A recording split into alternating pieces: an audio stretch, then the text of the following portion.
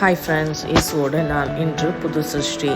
2 கொரிந்தியர் 5ஆம் அதிகாரம் 7ஆம் வசனம் இவ்வாறாக கூறுகிறது: இப்படி இருக்க ஒரு மனுஷன் கிறிஸ்துவுக்குள் இருந்தால் புது சிருஷ்டியாக இருப்பான், பழையவைகள் ஒளிந்து போயின, எல்லாம் புதிதாயின. ஆமாங்க, நம்ம கிறிஸ்துவுக்குள்ளே இருந்தோம்னா புது சிருஷ்டியாக இருப்போம். எப்போவுமே ஆண்டவருடைய சிந்தனை, நம்ம என்ன படிக்கணும், என்ன செய்யணும், ஏசப்பா எனக்கு அடுத்து என்ன படிப்பு, அடுத்து என்ன வேலை, அடுத்து என் வாழ்க்கையில் என்ன நடக்க போகுது அப்படிங்கிற புது சிருஷ்டி மட்டும்தான் இருக்கும்.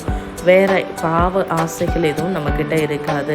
இந்த ஒரு கல்யாண வீட்டில் அப்படி தாங்க, திராட்சரசம் குறைவுபட்ட போது இரண்டாவதாக ஆண்டவர் கொண்டு திராட்சரசத்தை பரிமாறும்போது சொன்னாங்க, முந்தி இருந்ததை காட்டிலும் பிந்தின திராட்சரசம் நன்றாக இருந்தது என்று.